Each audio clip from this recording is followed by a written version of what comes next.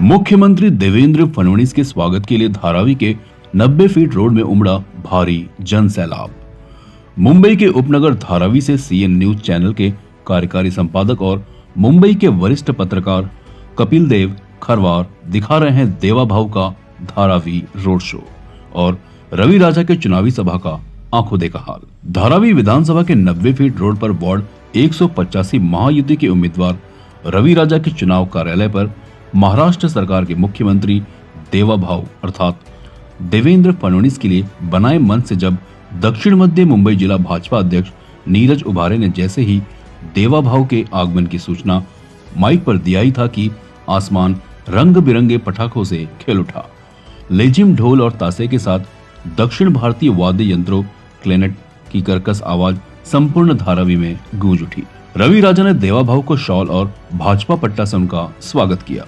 इस मौके पर भाजपा महाराष्ट्र उपाध्यक्ष और कैबिनेट मंत्री प्रसाद लाड, शिवसेना शिंदे के राष्ट्रीय महासचिव और पूर्व सांसद राहुल रमेश शेवाले, भाजपा मुंबई अध्यक्ष अमित साटम, विधायक कैप्टन तमिल सेल्वम, जिला उपाध्यक्ष बाला तेवर, रमेश नाडार, अभिषेक सावंत, एनएस वेल्लू, मुत्तु कृष्णन नडार, देवानंद राजा, एसए सुंदर, राजदेव यादव, बाला एसके, दीपक तिवारी, राजेंद्र देवेंद्र, सौरभ गुप्ता, पलनी तेवर, अग्नि पांडियन और महायुति धारावी के विधानसभा के सभी उम्मीदवार मंच पर उपस्थित थे।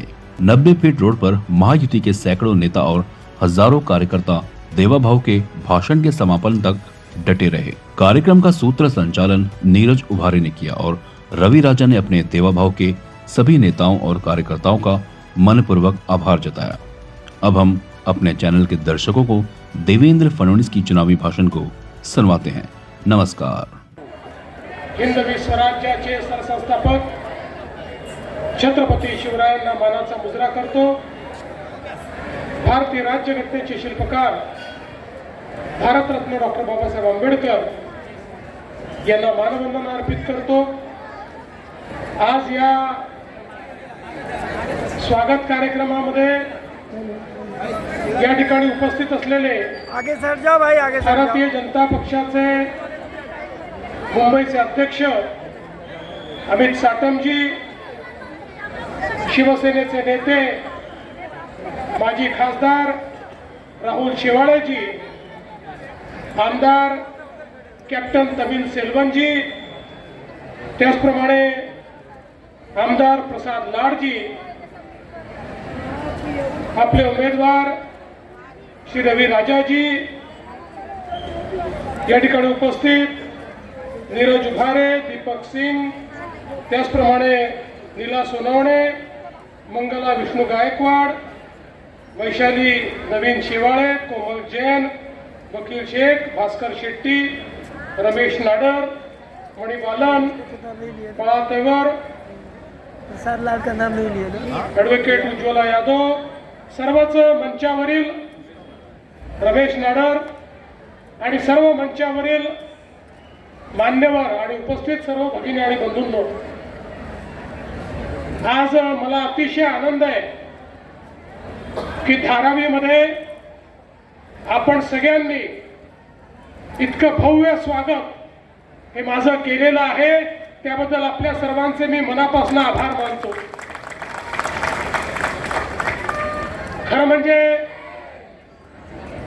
धारावी ही अनेक लोकांना एक खूप मोठं स्लम म्हणून माहिती आहे, पण ज्यांना खरी धारावी माहिती आहे ती अतिशय बहुरंगी धारावी आहे, अतिशय बहुढंगी धारावी आहे, अतिशय ज्या ठिकाणी कलाकुसर आहे, ज्या ठिकाणी निर्मिती आहे, ज्या ठिकाणी एक ज्याला आपण म्हणू शकतो अशी आर्थिक इकोसिस्टम आहे, अशा प्रकारची धारावी आहे की ज्या धारावीमध्ये खऱ्या अर्थानं आमच्या कुंभारवाड्यामध्ये तयार होणारं काम असेल किंवा धारावीमध्ये चामड्यावर होणारी प्रक्रिया असेल, त्यातनं बनणाऱ्या गोष्टी असतील, इथली फूड इंडस्ट्री असेल, अनेक गोष्टी सांगता येतील की या मुंबईमध्ये अतिशय उत्तम दर्जाच्या गोष्टी जर कुठे तयार होत असतील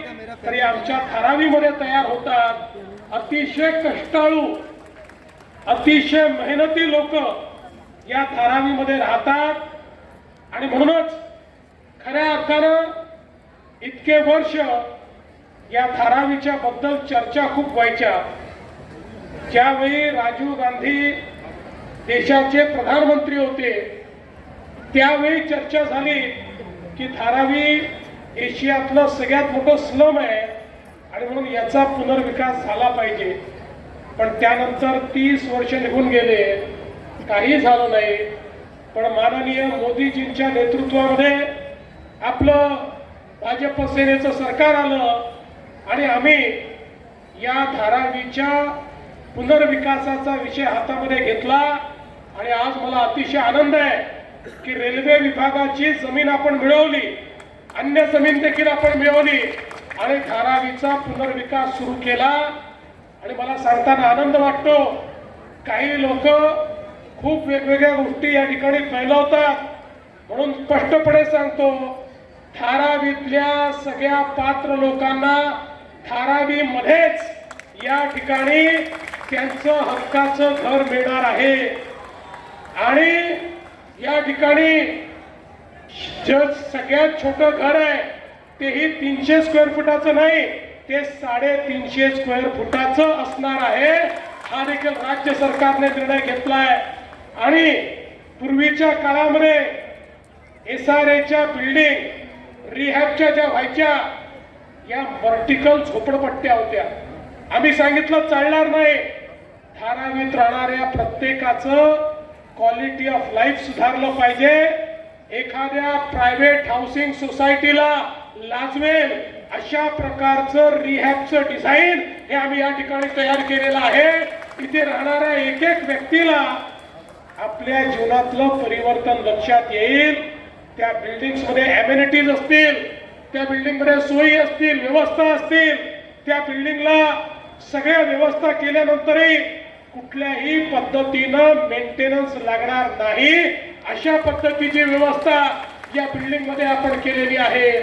आणि एवढंच नाही तर धारावीचा संपूर्ण विकास करताना या ठिकाणी या सगळ्या एरियामध्ये गार्डनही तयार करणार आहोत, या क्षेत्रामध्ये खेळाचं मैदानही तयार करणार आहोत. आणि विशेषतः धारावीमध्ये जो व्यवसाय आहे त्या व्यवसायाच्या आधारावर ही धारावी उभी आहे. त्यामुळे रहिवासी लोक इकडे आणि व्यवसाय दुसरीकडे असं चालू शकणार नाही.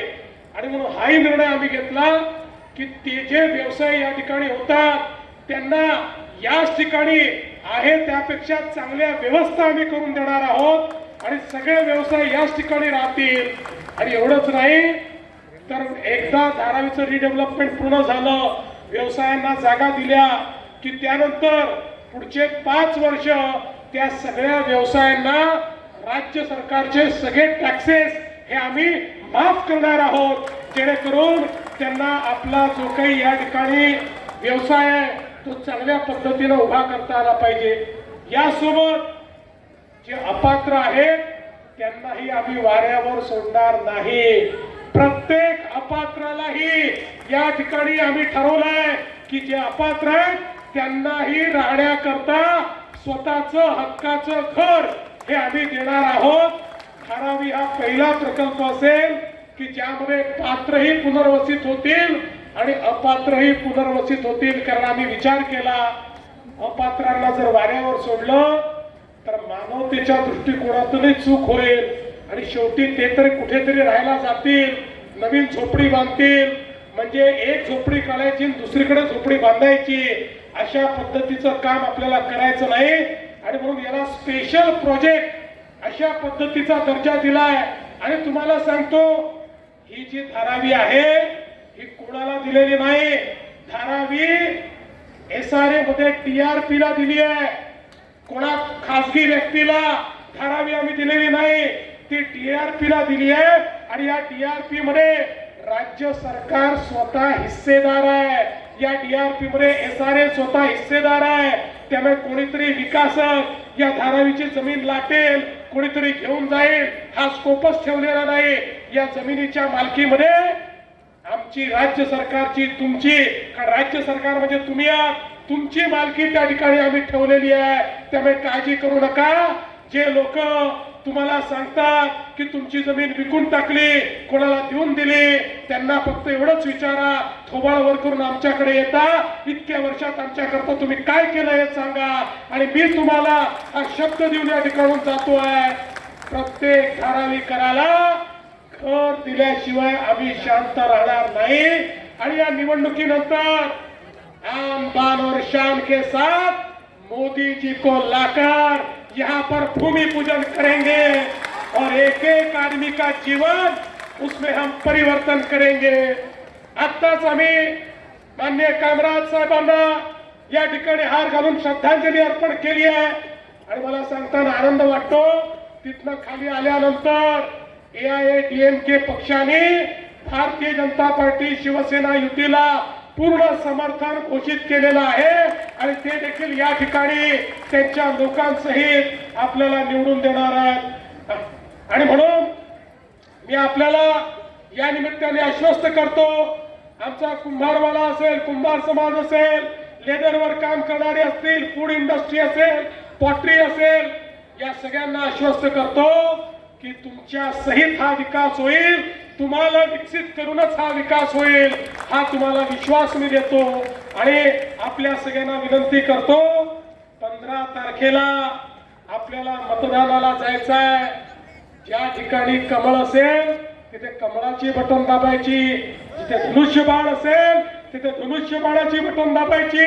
आणि भारतीय जनता पार्टी शिवसेना युतीला प्रचंड मताने या ठिकाणी निवडून द्या. 15 CEN न्यूज देश प्रदेश की ताजा तरीन खबरों के लिए CEN न्यूज को सब्सक्राइब करें और रहें पल पल की खबर से हर पल बाखबर.